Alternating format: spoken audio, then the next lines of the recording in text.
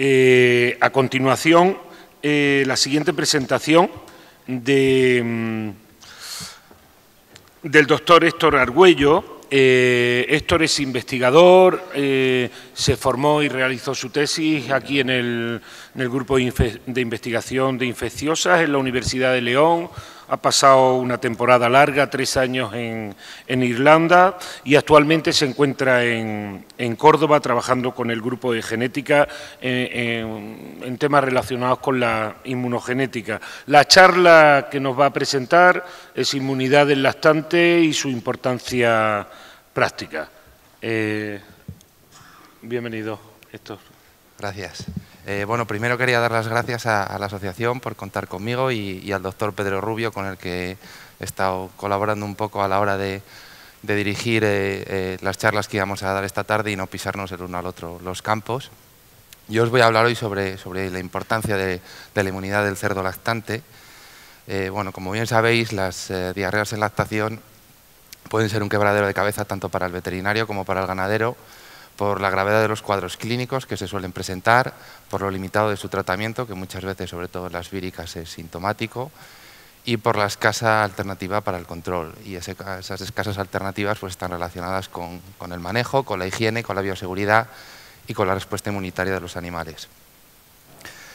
Vengo a hablar sobre inmunidad, pero he intentado salirme un poco de la línea típica, clásica, de hablar sobre la importancia de la ingestión del calostro o la importancia de la vacunación de las madres, e intentar explicaros un poquito qué es lo que ocurre detrás de las escenas, ¿no? Igual que se refleja en esta diapositiva, ver un poco por qué se mueven los muñecos, qué es lo que está moviendo a esos muñecos y por qué están representando esa escena en concreto.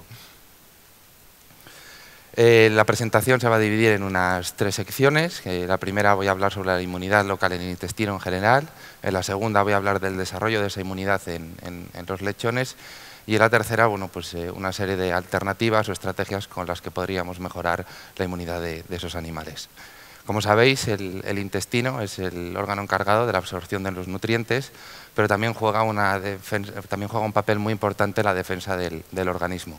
Pensad que con el alimento se ingieren gran cantidad de microbios y alergenos, ante los cuales el intestino tiene que responder y defender para que no pasen a la circulación sistémica y produzcan una enfermedad. Por ello, no es de extrañar que en el intestino se encuentra la mayor superficie de tejido linfoide de todo el organismo, ¿de acuerdo? Y además, un 60% de los linfocitos presentes en el cerdo, en este caso, van a estar localizados en el tejido linfoide asociado a ese intestino. La primera barrera que forma parte del sistema inmunitario intestinal es el epitelio. El epitelio primero conforma una barrera física, porque las células epiteliales están unidas por fuertes uniones basolaterales que en teoría impiden el paso de los virus y de las bacterias. También conforma una barrera química, son capaces de producir mucinas. La función de las mucinas es evitar la adhesión de esos patógenos al epitelio intestinal y que luego puedan pasar a la mucosa y submucosa intestinal. Además, se ha comprobado que estos enterocitos son capaces de producir péptidos antimicrobianos. Estos péptidos antimicrobianos son sustancias naturales producidas por el propio intestino y que tienen actividad antimicrobiana principalmente frente a bacterias. Por ejemplo, nuestro grupo de investigación, en un estudio que hemos hecho de salmonela, ha identificado recientemente 7 de estas moléculas, algunas de las cuales hemos ya conseguido purificar y que tienen una alta actividad antimicrobiana, no solo frente a salmonela, sino frente a otros microorganismos como puede ser Escherichia coli, como puede ser Staphylococcus aureus o Streptococcus, y pueden funcionar como una de las alternativas, conjunto a las que ha dicho Pedro en la anterior charla, para reemplazar el uso de antibióticos, que como sabéis cada vez nos lo van a ir restringiendo más en medicina veterinaria. Y por último, estos enterocitos forman parte del estímulo del sistema inmunitario. ¿Por qué? Porque son capaces de producir citoquinas y otras vías de señalización celular para que la respuesta inmuninnata tenga lugar frente a una patología intestinal. Como os decía hace 2 diapositivas, el tejido linfoide asociado al intestino ocupa una gran superficie del mismo y está organizado normalmente en 3 estructuras, que son las placas de Peyer, los centros germinales y los nódulos linfáticos. En los 3, digamos que tienen una característica común, y es que están formados principalmente por linfocitos T y linfocitos B, que tienen unas estructuras determinadas y cuya función es recibir los antígenos que son presentados por las células dendríticas y los macrófagos para la formación de la respuesta inmunitaria. Dentro de estas tres estructuras, las placas de Peyer, digamos que actúan como un receptor primario y los nódulos linfáticos son el receptor final, porque a ellos drenan todos los vasos aferentes del sistema linfático intestinal. Además, como se aprecia en la figura, esto lo tengo que enseñar aquí, como se aprecia en la figura, esa cadena mesentérica rodea todo el intestino y actúa a modo de filtro. Así hay patógenos como por ejemplo Salmonella, que son capaces de invadir la mucosa, de traspasarla a su mucosa, pero que normalmente se quedan acantonados en los ganglios linfáticos y por suerte no llegan a circulación sistémica, donde darían lugar a una infección más grave del animal. En esta diapositiva os he presentado una inmunohistoquímica de un estudio con salmonela en un cerdo de 5 semanas de vida.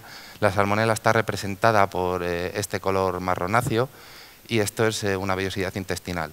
Como podéis ver, salmonela penetra por zonas concretas del epitelio intestinal, que suelen ser células M. Lo que pasa es que bueno, en estas fotos es imposible ver si es una célula M o una célula epitelial, y se dirigen directamente hacia las placas de Peyer, donde son presentadas ante los linfocitos. Bien, bueno, pues aparte de todas estas estructuras linfoides, en la respuesta inmunitaria a nivel local, a nivel del intestino, también incluye una serie de células. Células dendríticas y macrófagos que están encargadas de la respuesta primaria y de la presentación de antígenos y de llevar a esas bacterias, como puede ser salmonela, a las placas de Peyer y nódulos linfáticos mesentéricos.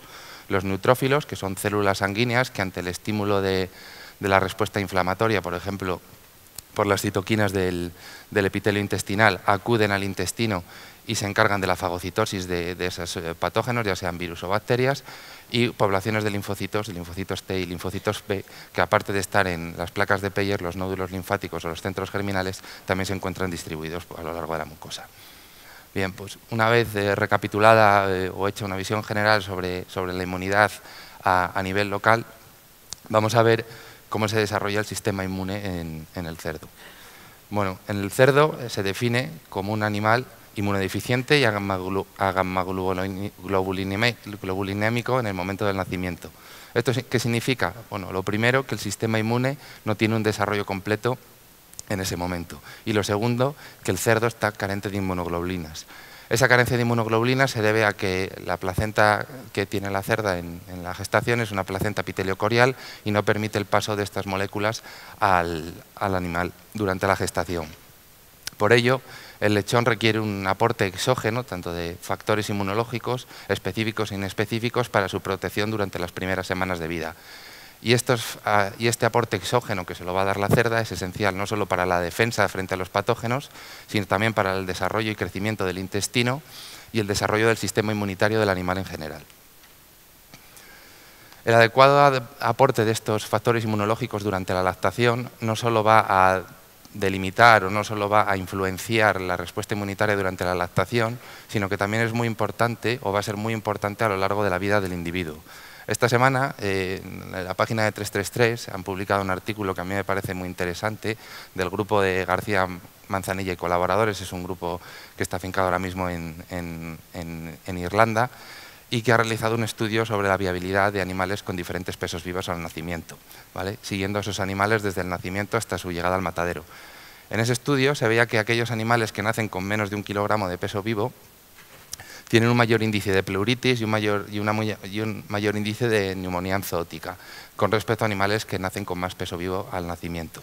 ¿Esto qué significa? Bueno, pues que estos animales posiblemente en el momento del nacimiento y durante la lactación tienen un menor desarrollo del sistema inmunológico, y eso se ve arrastrado hasta que llegan al matadero, ¿de acuerdo? Y después pues nos encontramos con un mayor animales con pleuritis y neumonía zoótica.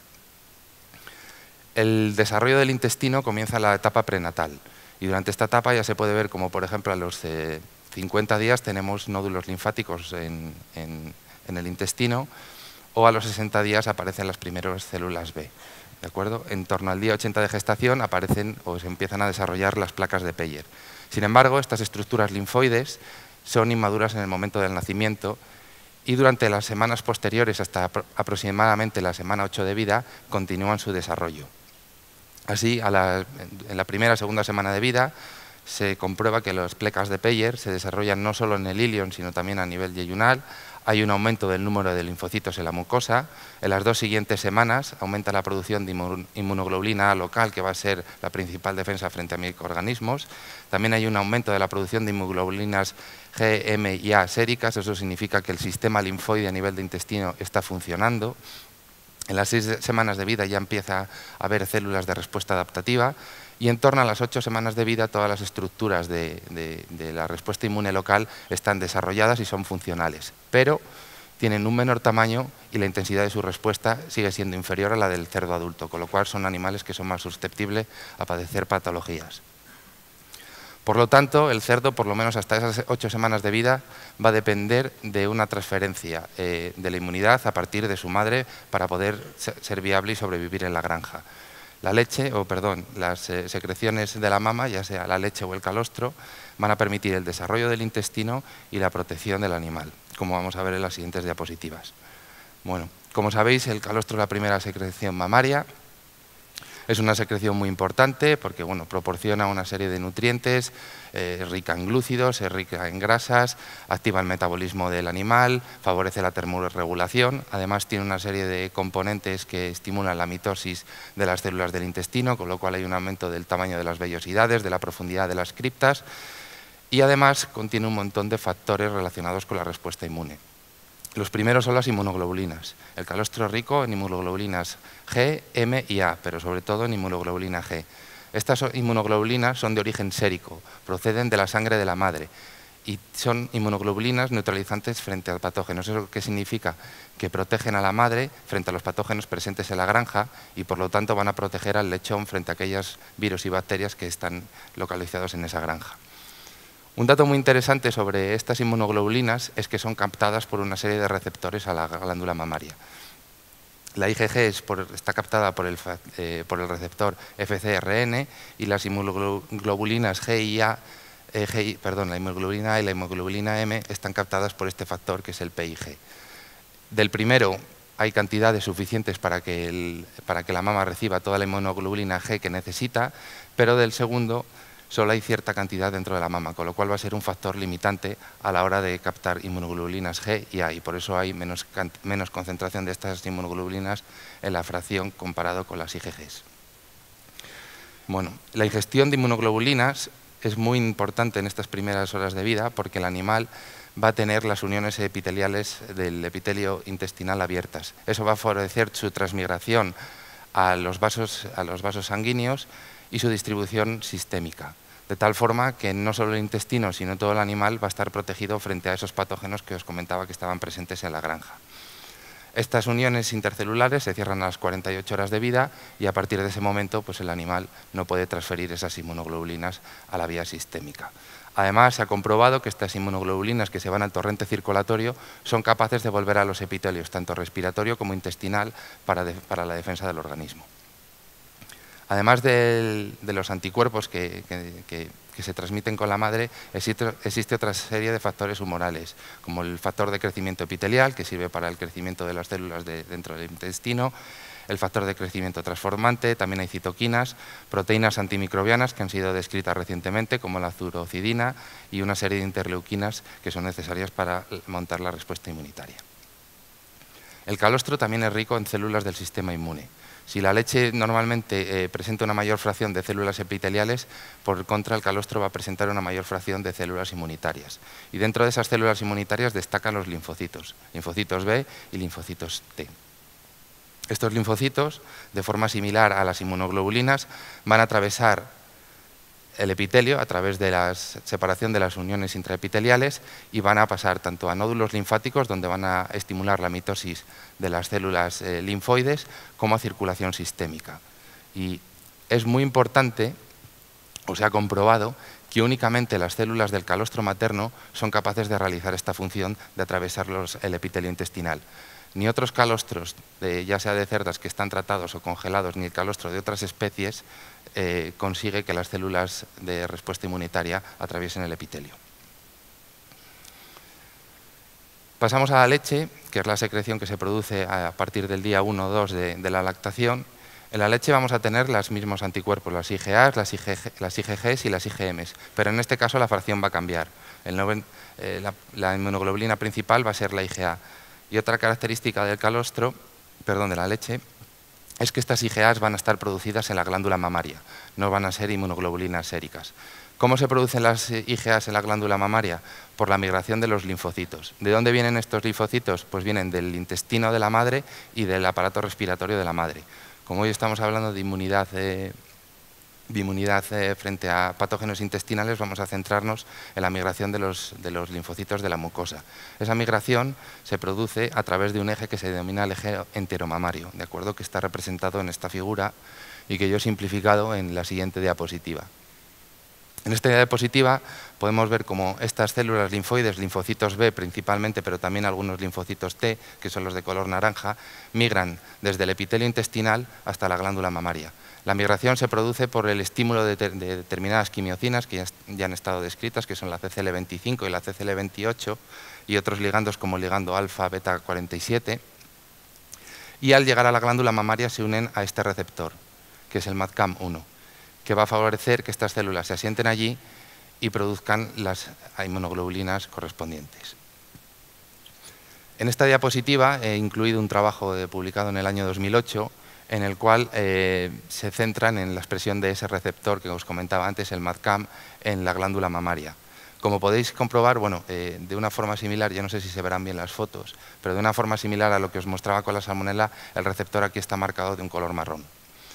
A los 50 días de gestación, este receptor no aparece con gran intensidad, es decir, no está muy expresado en la mama y está normalmente asociado a células epiteliales.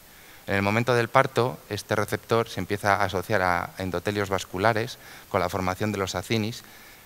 Hay más receptor dentro de la glándula mamaria, pero sigue siendo poco comparado con lo que nos encontramos en la lactación, donde todo el tejido glandular mamario está marcado por el receptor. Así, a los 15 días de lactación existe gran cantidad de receptor en los vasos de alrededor de los acines. Y esto se traduce en la migración hacia la glándula mamaria de linfocitos B, que tiene su pico en la segunda semana. ¿Qué significa?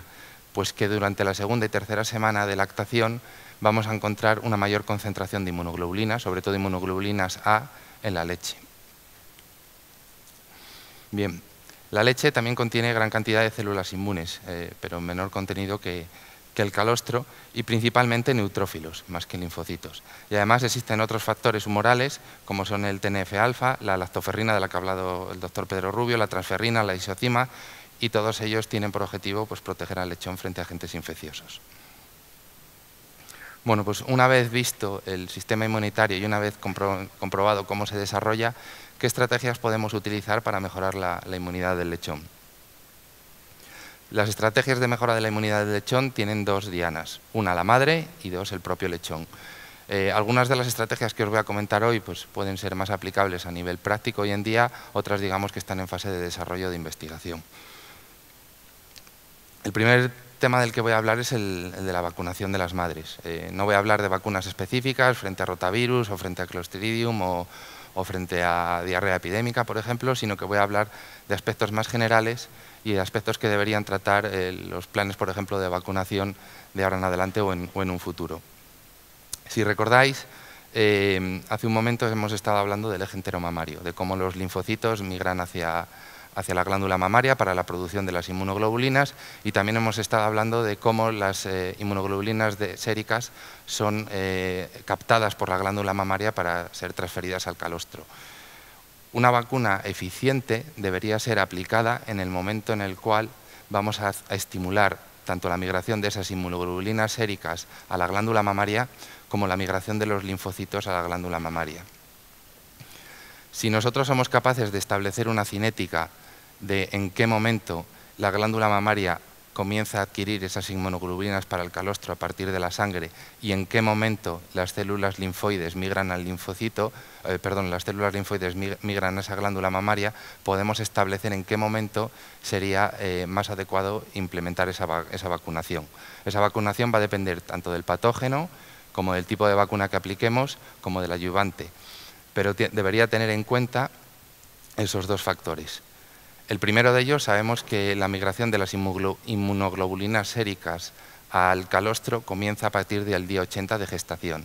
Y respecto a la segunda, sabemos que los linfocitos comienzan a migrar en los últimos días de gestación, pero que la mayoría de la migración de esos linfocitos que van a producir las inmunoglobulinas de la leche se produce a lo largo de la lactación. Conociendo esos dos parámetros, podemos establecer en qué momento debemos vacunar y revacunar a esas cerdas. Otro de los factores que influye en la inmunidad de las madres y que debe ser tenido en cuenta a la hora de mejorar la inmunidad del lechón es el número de parto de las cerdas.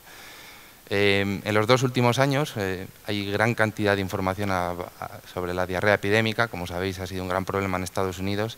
Eso ha hecho que muchísimos grupos de investigación en Estados Unidos se dediquen a la investigación de la diarrea epidémica, sobre la que no habían posiblemente tratado hasta ahora. Y pues últimamente, recientemente, revisando para esta presentación, pues he encontrado un montón de información sobre diarrea epidémica y muchos de los ejemplos que os traigo vienen de ahí porque es lo más reciente y lo más fresco. En esta diapositiva he representado los datos de un estudio de 2016 de una granja de 6.000 cerdas inmunizadas mediante exposición oral al virus a heces infectadas por diarrea epidémica, y en la que se obtuvieron los datos de mortalidad. Como podéis ver, la mortalidad en primerizas llegó a un 62% de la camada, en segundo parto un 37% y luego ya va bajando a un 24% hasta una mortalidad únicamente de un 5% en cerdas de noveno parto. Bueno, esto nos indica, primero, que en granjas que tengamos este tipo de problemas, de patologías digestivas con alta mortalidad en lechones, posiblemente sea útil e interesante no inseminar a las cerdas cuando están en una edad tan joven, sino dejarlas a lo mejor un periodo de tiempo más largo antes de la primera inseminación para que su sistema inmune se desarrolle correctamente, y después aplicar otro tipo de estrategias como puedan ser la vacunación, incluso como pueden ser estrategias de alimentación que estimulen y favorezcan el desarrollo del sistema inmune. Siguiendo con la misma tónica, en granjas infectadas de forma natural, en un estudio reciente también sobre diarrea epidémica, se comprobó que, sobre todo en cerdas primerizas, la vacunación de esos animales con infección natural favorece la transmisión de la inmunidad a los lechones. Estrategias de vacunación. Bueno, tenemos 2 posibles vías de vacunación principalmente, que son la oral y la parenteral. ¿Cuál usar? Bueno, pues estudios recientes, creo que eran con rotavirus y también con diarrea epidémica, hablan que la combinación de estas 2 vacunas puede ser, o de estas 2 formas de vacunación, pueden ser la mejor forma de estimular el sistema inmunitario. ¿Por qué? Bueno, pues primero porque con la vacunación oral vamos a conseguir estimular los linfocitos en la mucosa. Esos linfocitos van a migrar a la glándula mamaria y se van a producir las inmunoglobulinas neutralizantes en leche, pero con la vía parenteral vamos a estimular la producción de linfocitos en el bazo. Esos linfocitos van a segregar inmunoglobulinas circulantes en sangre y esas inmunoglobulinas van a ir al calostro, con lo cual estamos mejorando la fracción de inmunoglobulinas tanto en el calostro como en la leche. Sobre mejoras de la vacunación, pues también hay muchos estudios sobre el tipo de organismo empleado, si son vacunas vivas, si son vacunas inactivadas o si son vacunas de subunidades en el caso de las cerdas. Bueno, aquí introduzco otro estudio de diarrea epidémica en Estados Unidos, en el cual se utiliza una vacuna viva del virus de diarrea epidémica y una vacuna inactivada. Los datos en color rojo son los datos de la vacuna viva, los datos en color negro son los datos de la vacuna inactivada, y luego hay otros datos de un grupo control. Y lo que se observó en los lechones es que la eliminación del virus era bastante inferior en aquellos cerdos que provenían de madres que habían sido vacunadas con la vacuna viva, comparado con los de la vacuna inactivada. De la misma forma, se observaba menos diarrea en esos animales que en los animales vacunados con la vacuna inactivada. En este caso, en el caso de la diarrea epidémica, parece bastante evidente que la vacuna viva induce una mayor respuesta inmunitaria en la cerda, y eso se transmite al lechón. 5 minutos. Vale, ya estoy acabando. Y finalmente, bueno, pues dentro de la vacunación se puede mejorar la vacunación si conseguimos estimular dianas terapéuticas, como puede ser pues la producción de linfocitos B específicos en los nódulos linfáticos mesentéricos. ¿Vacunación de los lechones? Bueno, pues la vacunación de los lechones normalmente no se utiliza. ¿Por qué? Porque es de baja eficacia. Primero, porque hay una neutralización de los anticuerpos vacunales o de la misma vacuna por los anticuerpos maternales. Sobre este tema voy a tratar dentro de un par de diapositivas. Segundo, porque hay una baja respuesta de los animales durante los primeros días de vida. Hablábamos de que la inmunidad en el lechón, el sistema está completamente inmaduro, así que no vamos a tener una buena respuesta. Y tercero, porque al menos se requieren de 7 días para que se desarrolle una respuesta inmune protectora, con lo cual en diarreas en los primeros días de vida, ya sea por clostridio, por rotavirosis, etcétera, esa vacuna va a ser ineficaz. ¿Cuándo pueden llegar a ser estas vacunas útiles? Bueno, pues la vacunación en lactación puede ser útil para tratar las diarreas por destete en Escherichia coli, intentando evitar la ventana de susceptibilidad que se produce en el animal. ¿Qué es la ventana de susceptibilidad? Bueno, pues es ese periodo de tiempo en el que los anticuerpos maternales son demasiado bajos para proteger al lechón y los anticuerpos propios del lechón son demasiado bajos también para protegerle. La ventana de susceptibilidad depende tanto del calostro y leche ingeridos por el animal, como de la eficacia de la vacunación o de la vida media de las IgAs e IgGs del animal. En esta diapositiva he intentado introducir una serie de trabajos publicados sobre vacunación durante la lactación para proteger frente a la diarrea postdestete en Escherichia coli, con diferentes trabajos sobre vacunas orales, vacunas de subunidades o vacunas inactivadas de forma parenteral. Las vacunas vivas orales parece que funcionan bastante bien frente a cepas F4, pero no tanto como no funcionan también las de fimbras de la Fimbria 18. Hablan también de que la encapsulación de los Escherichia coli puede mejorar la respuesta inmune de los animales. Las más interesantes por este tipo de estudios parecen las vacunas de subunidades del patotipo F4, con vacunaciones durante los días 1 y 2 postdestete o vacunaciones y revacunaciones en los días 1, 2, 3 postdestete y un recuerdo al día 16. En este estudio pues, observaron que había una rápida respuesta inmunitaria a nivel de placas de Peyer, de nódulos linfáticos mesentéricos, en la sangre y en la lámina propia. Y finalmente, sobre las vacunas inactivadas, pues la información es muy contraria y con demasiado humo. Hay resultados controvertidos, con estudios en los que hay protección, estudios incluso en los que se produce una depleción del sistema inmunitario. Y bueno, parece ser que este tipo de vacunas podrían ser útiles con el uso conjunto de vitamina D3. Hablando sobre la interferencia de la inmunidad maternal en la vacunación, bueno, este es un tema que se ha tratado y tiene determinadas aplicaciones que son muy teóricas y otras que pueden ser más prácticas. Los factores asociados a este bloqueo de los anticuerpos vacunales están relacionados con la edad de vacunación. Cuanto más joven vacunes al animal, más riesgo de que se produzca un bloqueo por los anticuerpos maternales, con los títulos de anticuerpos maternales presentes, el tipo de vacuna, las dosis y el número de dosis empleadas. Y entre las estrategias para evitar esta interferencia, bueno, pues el empleo de antígenos que neutralicen los anticuerpos maternos, la supresión del estímulo de linfocitos B, el uso de nuevos adyuvantes, el uso de vacunas con epitopos enmascarados o la aplicación repetida de dosis vacunales, ¿no? Que es lo que veíamos en el caso de la vacuna de Escherichia coli. Otra estrategia, esta es más teórica, que se podría utilizar para mejorar la inmunidad del lechón. Si recordamos, os comentaba que la captación de inmunoglobulinas A por la mama para producir el calostro estaba mediada por este receptor, ¿no? Por el PIG. Se ha comprobado que la sobreexpresión del gen responsable de la codificación de este receptor o incluso la inyección del mismo en la mama aumenta la concentración de anticuerpos de inmunoglobulinas G en el calostro, con lo cual si conseguimos estimular esa producción o incluso inyectarla podríamos tener una mayor cantidad de inmunoglobulinas A en esa fracción. Del mismo modo, si conseguimos sobreexpresar el receptor MADCAM, pues podemos tener una mayor concentración de linfocitos en la mama durante la lactación y producir más inmunoglobulinas. El penúltimo todavía me quedan 3. Uno de los últimos puntos para mejorar la inmunidad del lechón es la resistencia genética. A mí es uno de los puntos que más me gusta porque es en lo que estamos intentando trabajar ahora mismo. Se parte de la base de que tanto la absorción y disponibilidad de factores inmunógenos en el lechón lactante tiene un componente genético, es decir, hay una serie de lechones que son capaces de aprovechar mejor la inmunidad transferida por la madre a través del calostro y de la leche.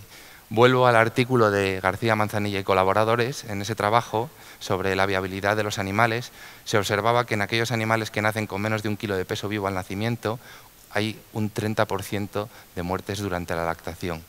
¿Por qué se produce la mortalidad de estos animales? Bueno, pues hay un factor nutricional seguro a la hora durante la gestación que limita el desarrollo de estos animales, pero también yo estoy seguro de que hay un factor de desarrollo del sistema inmunitario, y el animal nace con un sistema inmunitario tan deficiente que cualquier patología es capaz de provocar la muerte del mismo.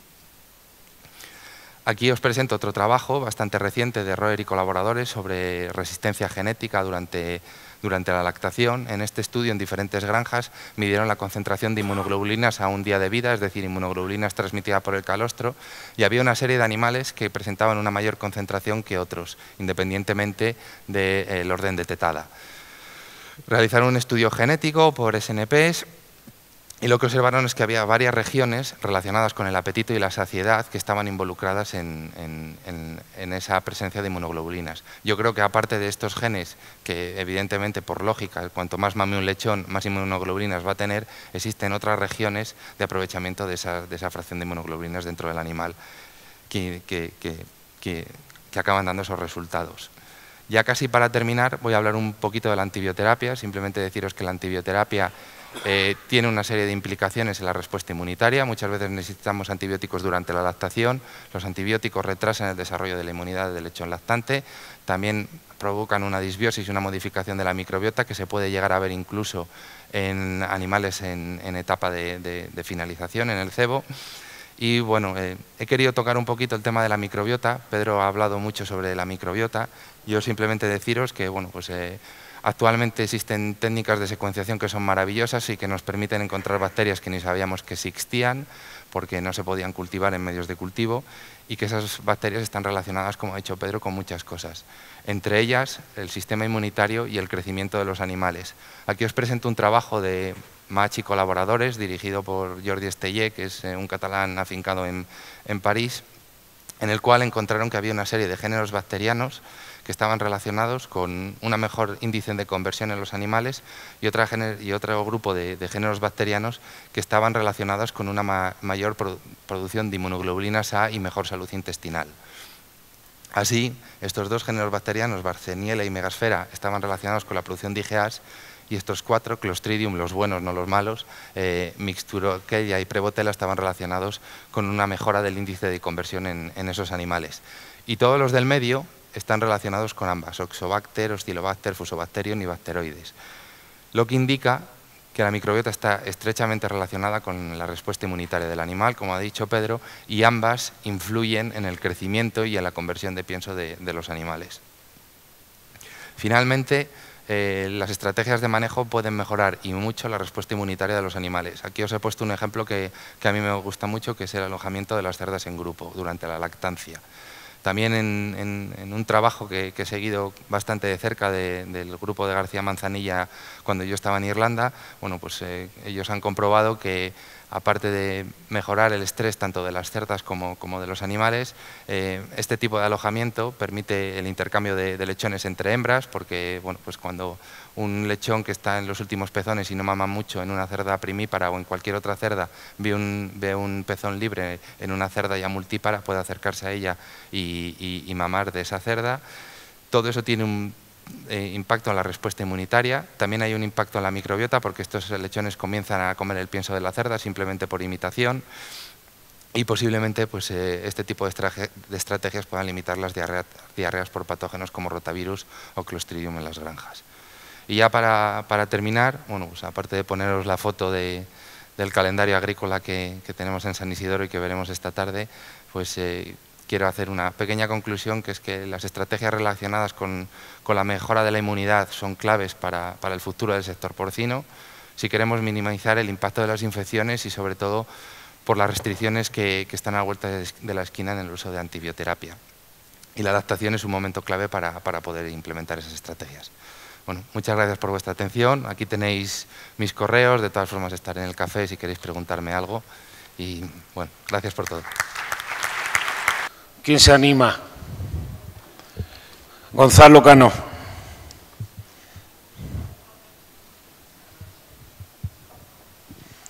Buenas tardes. Yo quería preguntarle a Pedro, hablaba de la posibilidad de modular la capacidad inmunitaria de la leche, mediante la utilización, creí entender, de probióticos o prebióticos. No sé si puedes ampliar un poco esto. Bueno, la posibilidad, lo que yo comenté es que esa posibilidad existe, ¿no? Todavía está muy poco estudiada.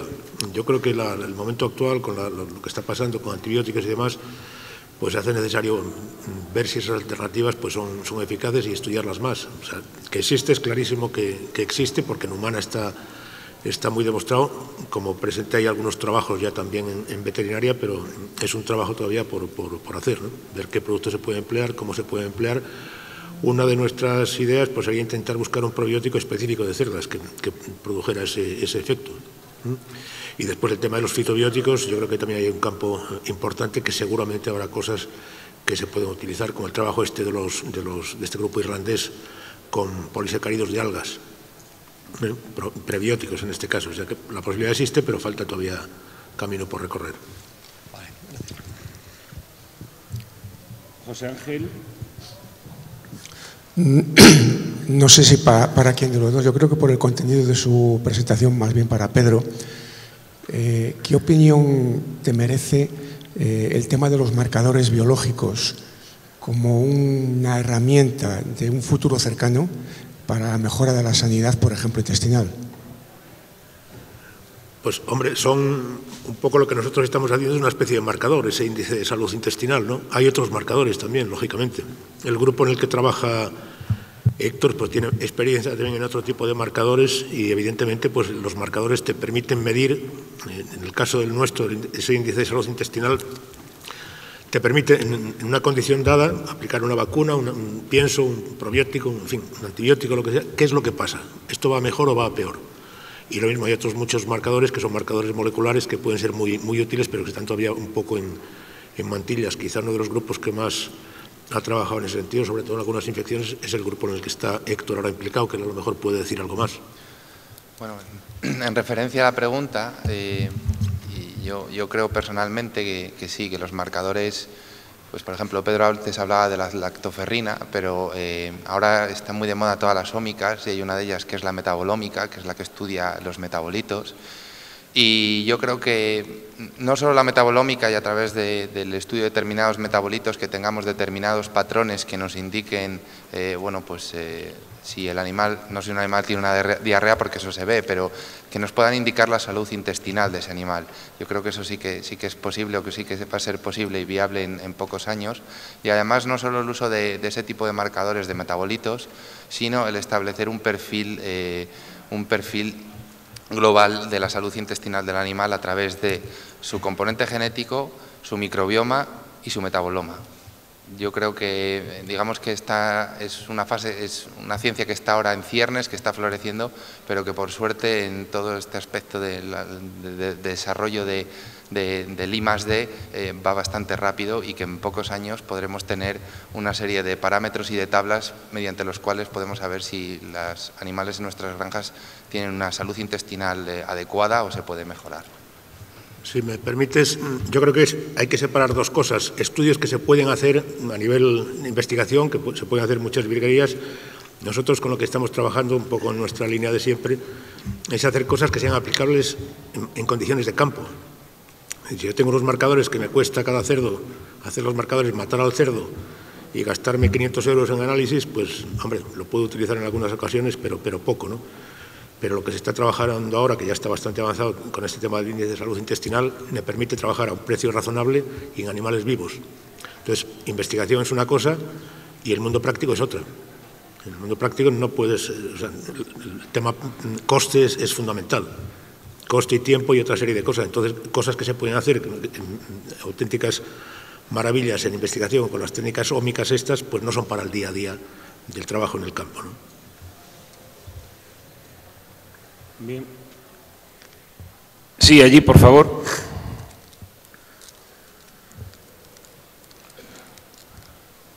Discúlpame que no te veo bien, te presentas, por favor. Buenas tardes, soy Carlos Casanovas. Te quería preguntar, Héctor, has hablado del tema de la variación de la inmunidad dependiendo del número de ciclo. Entonces, te quería preguntar una cuestión muy directa respecto a la pauta de vacunación de las cerdas. Las vacunas de coli y clostridium se están poniendo habitualmente 2 veces, no antes del parto, en primerizas. Nosotros con nuestra vacuna tenemos resultados de que las cerdas tienen una mejor inmunidad después de la tercera vacuna, ¿no? O sea, cuando están a punto de cumplir el segundo parto. Entonces, yo a partir de esto pensé, pues igual sería interesante poner 2 vacunas a las primerizas antes de la cubrición y una única vacuna antes del primer parto. ¿Sí? ¿Me entiendes? ¿Sí? Pero viendo tu presentación, la cuestión ¿es un tema de más vacunas o es un tema también de la edad de la cerda? O sea, ¿vamos a conseguir una mejor inmunidad si la primeriza, cuando llega al parto, le hemos puesto 2 vacunas antes de la cubrición y una antes del parto? Que esto también yo creo que simplificaría el manejo, ¿no? Porque así no tienes que ir buscando primerizas para pincharlas 2 veces. Bueno, yo creo que es... ¿O no tendríamos este beneficio? Yo creo que es un tema de edad del animal, pero evidentemente cuantas más veces revacunes a esa primeriza, mayor va a ser la respuesta inmunitaria del animal. Es decir, lo comentaba ahí con el tema de Escherichia coli, ¿qué es lo que hace la gente? Como no hay casi respuesta, vacuna, revacuna y al final consigues una cierta respuesta humoral y también posiblemente citotóxica que ya le da al animal o le confiere cierta resistencia. En el caso de las primerizas, pues yo las inseminaría más tarde, a ser posible, pero bueno, pues muchos ganaderos, por el motivo que es de producción, simplemente, bueno, pues las meten cuando las meten y son animales que inmunológicamente todavía no están desarrollados al completo. Posiblemente lo que tú me dices es la mejor estrategia para intentar que esas cerdas acaben confiriendo cierta inmunidad a su camada. O sea que, más o menos, lo que tú me dices a mí me parece que tiene lógica. Gracias. Manolo quiere hacer un comentario, Manolo. Bueno, el comentario es... Normalmente ponemos 2 vacunas porque entendemos que el calostro es un trasudado de suero, con lo cual, cuanto mayor concentración de inmunoglobulinas tengamos en el suero, mayor concentración le vamos a pasar al calostro. Con lo cual, vacunar cerdas antes de la cubrición no tenía sentido si lo que tú necesitas es tener una alta cantidad de IgGs en el calostro. Y el problema segundo es que con una vacunación sistémica no consigues tener IgAs porque son de producción local. Y entonces lo guay es el eje intestino-mama, pero eso es bastante complejo porque no tenemos vacunas orales y la única alternativa que tenemos es retroalimentación, que es un poco jodido de hacer en algunas granjas. Eso es lo que yo pienso, pero por mí mismo estoy equivocado. Manolo, perdona, el tema ese de IgA con vacunas parenterales, yo no estoy convencido de eso, ni mucho menos. No son compartimentos estancos, ¿eh? Las IgAs y las IgG, la inmunidad... No, lo sé, pero no consigues... Tanto como cuando, por ejemplo, cuando hacemos retroalimentación, que va en relación directa con la cantidad de antígeno a la que metemos intestino, a la que pasa, cortamos la diarrea. Y cuando ponemos vacunas sistémicas nos cuesta un montón más, inclusive somos partidarios de poner una vacunación más, a ver si conseguimos tener un alto título de anticuerpos en el calostro para que nos lo haga. Pero en la mama no conseguimos tener tanta, y yo estoy de acuerdo con... Lo que pasa es que, en fin, No, al final lo que se ve es el resultado en el campo, ¿no? Pero yo creo que esa idea de que la vacunación parenteral no induce IgA no es cierta, vamos, o por lo menos tiene una buena parte que no es cierta por experiencia, ¿no? Bueno, yo no me voy a quedar sin hablar y sin hacer una reflexión al respecto de lo que hemos visto hoy, porque creo... Hay una cosa en producción porcina que yo creo que todos coincidís conmigo, que es que el tiempo es dinero y que un día de una cerda gestante vale 1,5 euros.